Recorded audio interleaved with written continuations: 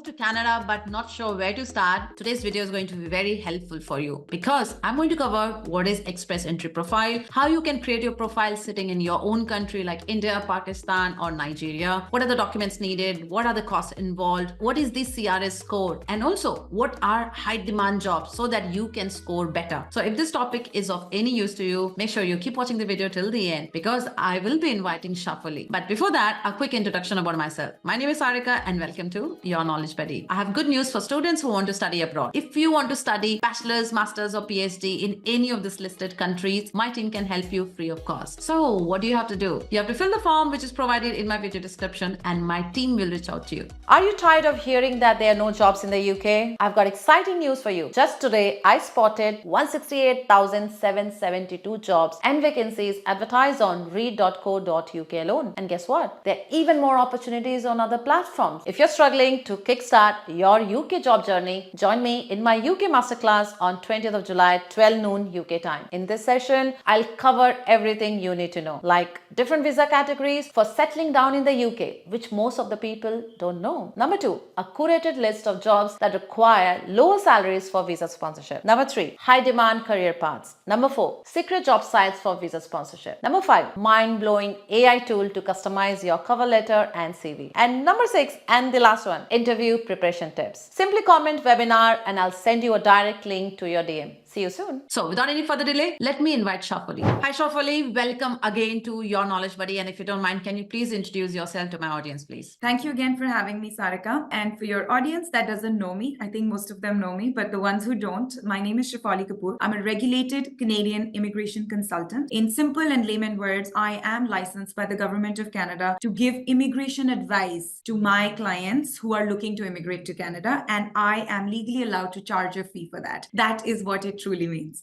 Awesome. Thank you very much. So today's topic is Express Entry Profile. We don't know anything about it or my audience. So I'm going to tell you that I have two types of audience. One audience are students who want to move, say, from India, Asia to Canada. And second, there are a set of people who don't want to study, but they want to find a route how they can migrate from their own country to Canada. So I believe Express Entry can be one of the options for them if they want to migrate without the study route. Yes, that's, you know what, Sarika, Express Entry has always been an extremely popular program through which people would immigrate to Canada. The beauty of Express Entry, is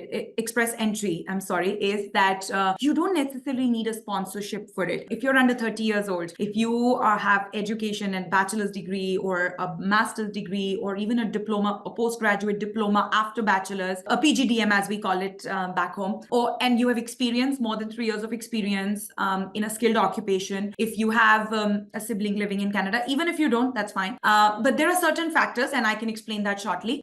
Based on that, people can create their Express Entry profiles, and IRCC conducts regular draws. And if your scores are high enough, people can get invitation and they can apply for it. Apply for permanent residence directly. Now, this is what used to happen up until 2021. Actually, let's go back a little. Before 2020, before COVID hit, Express Entry super popular. Everybody who wanted to immigrate to Canada would go through that program because it did not require a sponsorship. But things have really changed in Canada in the last 2-3 years. We also made a video on that a few weeks ago, how Canada is now focusing only on high demand occupations in Canada. It is no longer about just working in a skilled occupation. Apart from working in a skilled occupation, you should also be working in a high demand occupation. There are certain industries or occupations, as I may say, that Canada considers as high priority, which is namely trades, transportation, STEM, healthcare, and agri. So these are 5 categories that Canada considers as high priority. And if you have at least 6 months of experience in the last 3 years, you have a very high chance of getting invited. Now, this is when they come to occupation-based draws. But other than that, just to be eligible for Express Entry, people still need to have their education, their IELTS score, language. It could also be French or English. Their experience, age is a factor. And then if you have siblings in Canada, if your job offer in Canada, you have a certificate of qualification, all those factors give you points based on which you can create an Express Entry profile profile, get into the pool, and then wait for getting invited under the draws. But like I said, lately we've been seeing the scores have been extremely high. It has become extremely difficult. So I say that people who want to immigrate to Canada from outside Canada are mostly people who are working in high demand occupations. Okay. So say, Shafoli, say my audience watching this video from India somewhere, yeah? What is their first step? Say they are age 32. They have now watched this video. They understand what are high demand jobs. What if their jobs are not in demand? Or even say if they have a demand job, what should do they next? Can they apply themselves? If yes, how can they apply? Or should they go through a regulated person like you? People can, of course, apply on their own. They don't necessarily need assistance. I always say there are three kinds of people who need assistance of an immigration practitioner. First are people who don't have the time to do it. So they outsource it. They're busy. They don't want to take care of this stuff. Somebody else can do it. Second are people who are underconfident, who are not 100% sure if they're doing right, because this is a big, this is like a dream for a lot of people. So they want to make sure that they do it right the first time around. So those are the people who are underconfident. And third type of people are who don't have the knowledge, right? They just rely on somebody else to do the process for them. It's not about overconfidence or underconfidence. It's about not having the knowledge completely. And so they want somebody to guide them. So that's that. So if you're one of them or your audience is one of them, then they can contact an immigration practitioner, but you don't necessarily need an immigration practitioner. Now, coming to your scenario that you gave me, a 32-year-old individual, there are two different scenarios. Okay. If somebody doesn't have a high demand occupation, experience in high demand occupation, their scores will really depend on their language ability, their education, kind of experience. If they have siblings in Canada, do they have arranged employment? In a very basic scenario, majority people don't have that support. So if you're 32 years old and not working in a high demand occupation, let me be the bearer of bad news. Immigration is going to be a distant dream at this point, at least I would say in the next 2 to 3 years. But if you are working in a high demand occupation, you're somebody who's under the age of 30, also have a bachelor's degree or a higher education, have great language ability score, the IELTS score or the CELPIP score or PT score, and you also have experience in a high demand occupation, then you definitely have a great chance of getting invitation under express entry under one of the occupations. Just to give you an example, today IRCC conducted a draw under express entry. It was for the trades category. To give you an example, some of the occupations and the trade categories are welders, carpenters, construction supervisors. So those people got an invitation today. The cutoff was 436 and they sent out 1800 invitations. So they invited 1800 people. So this comes to show that if you are working, like imagine a carpenter, if he has experience and he has the education, and if he was in the express entry pool with a score of 436 or above, they got an invitation today to apply for permanent residence in Canada. And it doesn't matter whether they're inside or outside Canada. Okay, thank you very much. So first question I'm going to ask, how frequently this draw is being done? See, I mean, back in the day, it used to happen every 2 weeks, right? But things have changed a lot in Canadian immigration. The dynamics have completely changed. So there is no specific schedule. IRCC doesn't post a schedule when they're going to conduct draws. It's very random. We are as, unaware of it as probably you would be or anybody else. And we suddenly just get a notification that there has been a draw like today. But yeah, back in the day, it used to happen every 2 weeks, but they don't follow any such criteria anymore. Okay. It's all random all over the place. Sometimes they don't do draws for months together. And then suddenly they'll do back-to-back draws. We had one draw 2 days ago, and then we had one draw today.